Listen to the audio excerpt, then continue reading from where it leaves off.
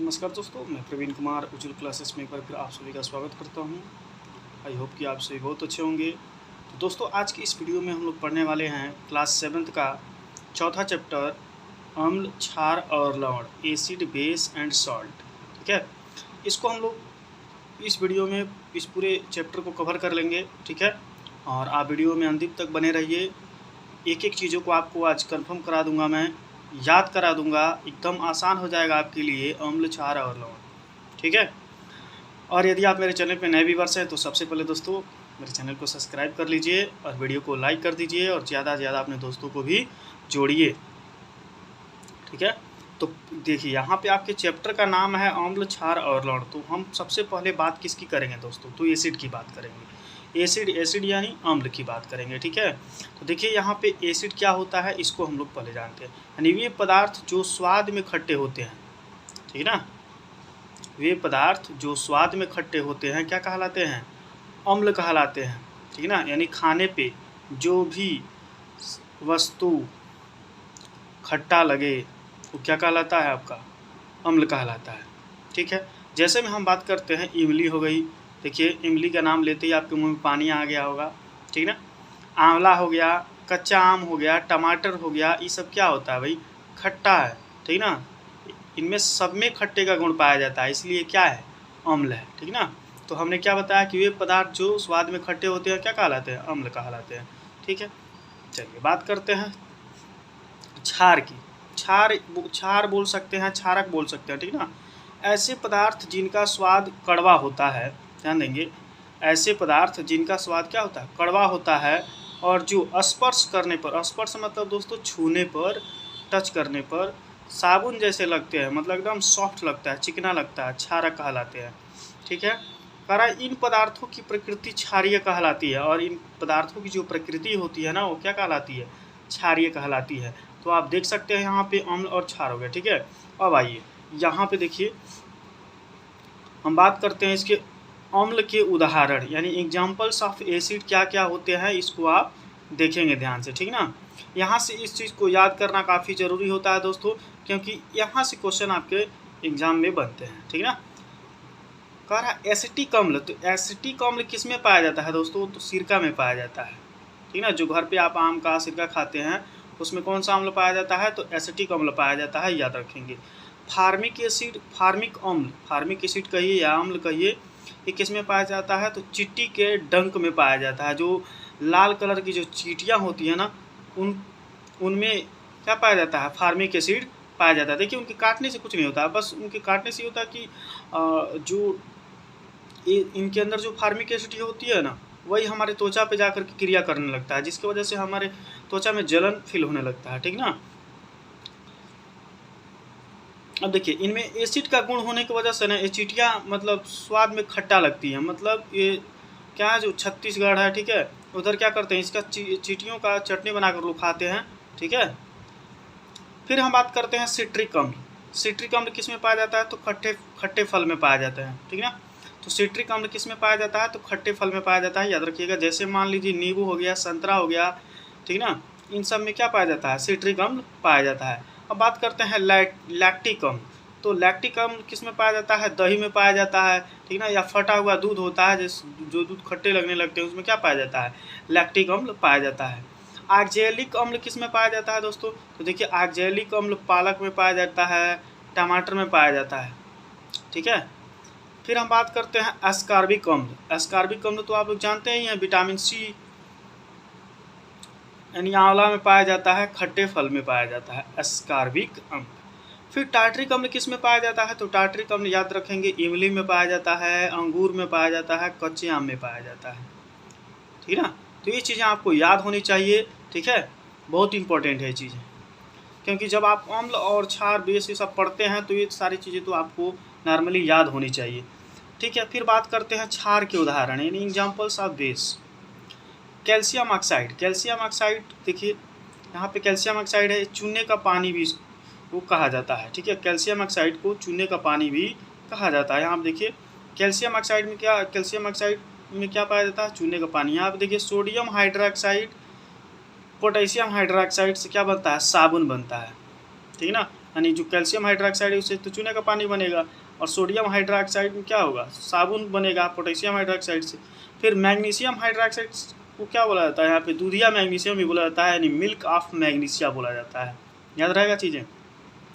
चलिए, तो आपको बुक से मतलब बहुत सारी चीज़ें पढ़ने की ज़रूरत नहीं है, हम जितना आपको पढ़ाते हैं बस इतना ही आप नोट कर लीजिए और याद कर लीजिए। आपका कहीं से मतलब दूसरा कुछ नहीं पूछा जाएगा, ठीक है।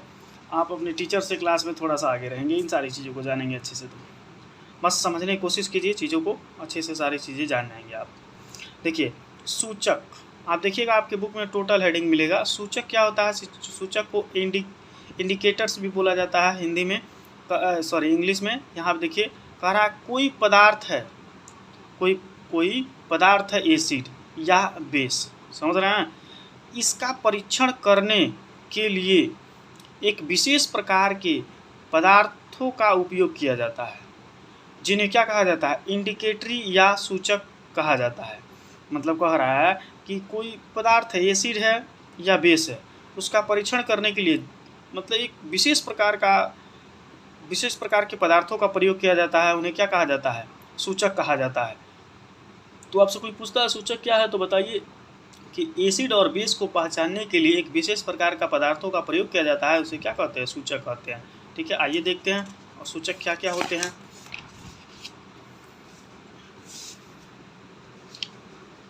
यहाँ पे देखिए, यहाँ पे हम बात करते हैं लिटमस, ठीक ना। लिटमस हो गया, हल्दी हो गया, गुड़हल हो गया, आदि प्राकृतिक सूचक है। तो बात करते हैं, इसमें पूछा जाता है प्राकृतिक सूचक क्या होते हैं, ठीक ना। तो प्राकृतिक सूचक क्या होते हैं, लिटमस होता है, हल्दी होता है, गुड़हल होता है, ठीक ना। ये ऑलरेडी नेचुरल इंडिकेटर्स हैं, समझ रहे हैं ना। देखिए लिटमस पेपर, अब लिटमस पेपर के बारे में हम जानते हैं। कह रहा है लाइकेन से बनाया जाता है। जो लिटमस पेपर होता है किससे बनाया जाता है, लाइकेन से बनाया जाता है। रखेंगे, इसका पर्पल रंग का होता है, मतलब ये जो लिटमस पेपर है, ठीक ना, और इसके ऊपर ये जब पर्पल रंग का लेयर चढ़ा दिया जाता है, मतलब लाइकेन को चढ़ा दिया जाता है, तो क्या होता है, देखिए अम्ल में मिलाते हैं तो यह लाल हो जाता है। जैसे लिटमस पेपर को जब आप एसिड में डालेंगे तो त्यों ही ये क्या कर लेता है, लिटमस पेपर तुरंत अपने कलर को चेंज कर देता है और किस कलर में आ जाता है, लाल कलर में, ठीक ना। मतलब मान लीजिए आप गिलास लिए, गिलास में क्या कर लिए, लिटमस पेपर को ले लिए, सॉरी एसिड को ले लिए, और एसिड में क्या किए, लिटमस पेपर को लेकर के और उसमें डुबा दिए, तो तुरंत किस कलर का हो जाएगा, वो बिल्कुल लाल कलर का हो जाएगा। जितना भाग उसका डुबाएंगे वह तुरंत किस में चेंज हो जाएगा, लाल में। तो ये याद रखिए कि अम्ल, लिटमस पेपर को जब अम्ल में मिलाते हैं तो कौन सा रंग देता है, लाल, ठीक ना। तो अम्ल में मिलाते हैं तो यह लाल रंग हो जाता है, जिससे सिद्ध होता है कि ये क्या है, एसिड है, ठीक है। क्षार में मिलाते हैं तो नीला हो जाता है, और यही लिटमस पेपर जब क्षार में हम मिलाते हैं तो ये कौन सा कलर देता है, नीला कलर, याद रखिएगा। तो जब लिटमस पेपर को एसिड में मिलाते हैं तो लाल रंग देता है, वही जब क्षार में मिलाते हैं तो नीला रंग देता है, याद रखिएगा। अब आइए हम बात करते हैं गुड़हल की, ठीक ना, हिबिस्कस जिसको बोला था इंग्लिश में। कह रहा है अम्लीय विलयन को गुलाबी कर देता है, ठीक है। यह अम्लीय विलयन, जो अम्लीय विलयन होता है उसमें गुड़हल जब मिला दिया जाता है तो किस कलर का कर देता है, गुलाबी कलर का कर देता है, जिससे पता लगता है कि क्या है, एसिड है, ठीक ना।